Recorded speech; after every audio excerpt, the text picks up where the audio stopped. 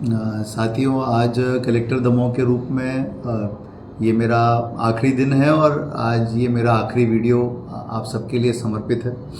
मुझे याद है कि अब से 2 साल 1 महीना पहले 9 मार्च का ही दिन था जब 9 मार्च 2024 को मुझे आदेश मिला था दमोह जाने के लिए और मैंने 11 मार्च 2024 को कलेक्टर दमोह के रूप में चार्ज लिया था। ये मेरा कलेक्टर के रूप में पहला चार्ज था और साथ में बुंदेलखंड में भी मेरी पहली बारी पोस्टिंग हुई थी। मेरे लिए सब कुछ बहुत नया था क्योंकि मेरा काफ़ी समय मंत्रालय में और भोपाल में बीता है, तो इसीलिए फील्ड का एक्सपीरियंस मेरा उतना रिच नहीं था। तो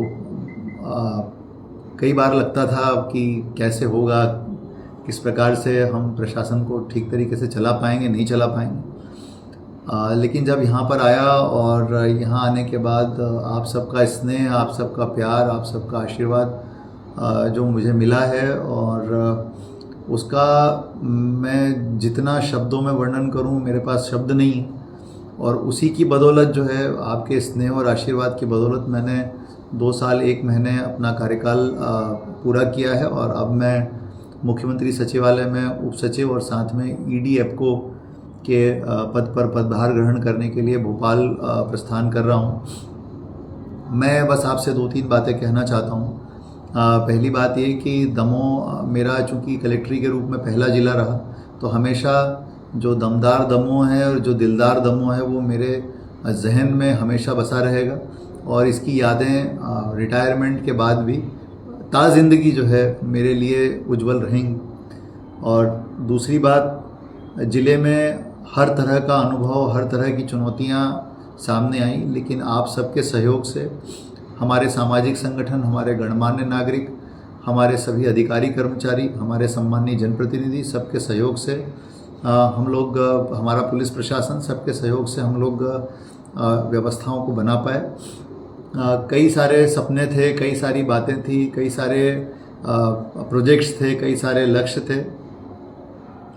मैं मानता हूं कि और मैं बिल्कुल भी संतुष्ट नहीं हूं इस मामले में कि वो हम हो सकता है कि कई चीज़ों को पूरा नहीं कर पाए हों और लेकिन इस बात का मुझे बहुत संतोष है कि हमने इस बात का प्रयास किया कि हम अपना 100% दें, अपने आप को पूरा झोंक दें, दिन रात एक कर दें दमोह की जनता के लिए।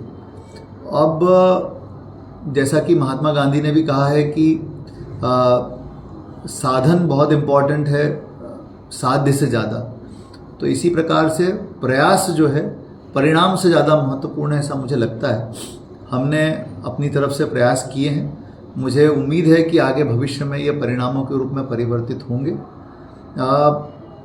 ये बात मैं सभी से एक और कहना चाहता हूँ कि शिक्षा, स्वास्थ्य, कृषि, रोजगार, इन सब क्षेत्रों में इस ज़िले में बहुत काम करने की आवश्यकता है और यदि इसमें समाज के लोगों ने सहयोग नहीं दिया तो प्रशासन अकेले अपने बलबूते पर इन चीज़ों को नहीं कर पाएगा। इसी प्रकार स्वच्छता को भी ले लें, ये सारी चीज़ों में समाज का सहयोग बहुत ज़रूरी है।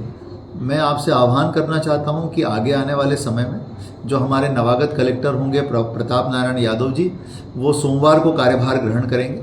आप उन्हें इन सब कार्यों में पूरा सहयोग प्रदान करेंगे और मुझे पूरा विश्वास है कि उनके नेतृत्व में ये ज़िला दिन दूनी रात चौगुनी उन्नति करेगा और जो हमारा चहुमुखी विकास का विज़न है 2047 का, वो आप सब मिल करके साकार कर पाएंगे। मैं आज इस वीडियो के माध्यम से दमोह ज़िले के जन को बहुत धन्यवाद देना चाहता हूँ।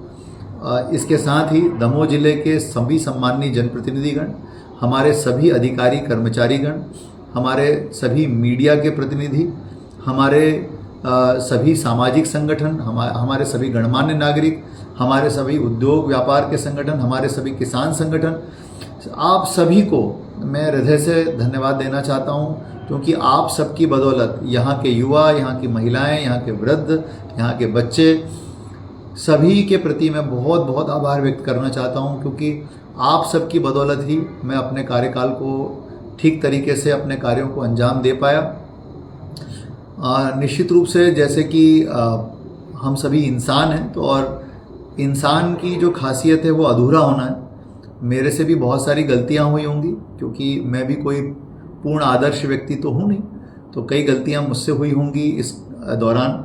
कई बार हो सकता है कि मेरे कारण आपके मन को ठेस पहुंची हो, तो मैं इन सभी बातों के लिए शायद मैं अपनी बहुत अच्छी मनोभावना होने के बावजूद किसी के साथ न्याय नहीं कर पाया हूँ। इन सब बातों के लिए मैं आप सबसे हृदय से माफ़ी चाहता हूँ, मैं हृदय से क्षमा याचना करता हूँ।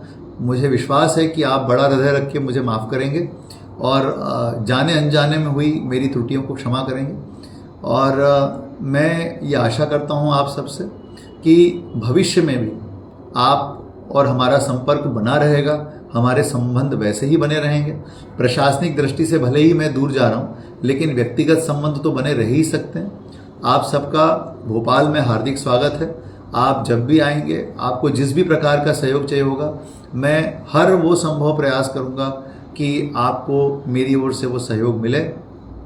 एक बार फिर मैं आप सबके प्रति हृदय से आभार व्यक्त करता हूँ, धन्यवाद देता हूँ और आशा करता हूँ कि आप सब नए जिलाधीश के साथ मिल कर के दमोह 2047 का रचने में कोई कोर कसर नहीं छोड़ेंगे। और इन्हीं शब्दों के साथ मैं अपनी वाणी को विराम देता हूँ कि ज्यों की त्यों धर दीनी चदरिया, जो चादर मुझे मिली थी मैंने वैसे की वैसी आज अर्पण कर दी है। और किसी ने बहुत अच्छी बात कही है कि सितारों को आँखों में महफूज रखना, बड़ी दूर तक रात ही रात होगी, मुसाफिर हो तुम भी, मुसाफिर हैं हम भी, किसी मोड़ पर फिर मुलाकात होगी। बहुत बहुत धन्यवाद।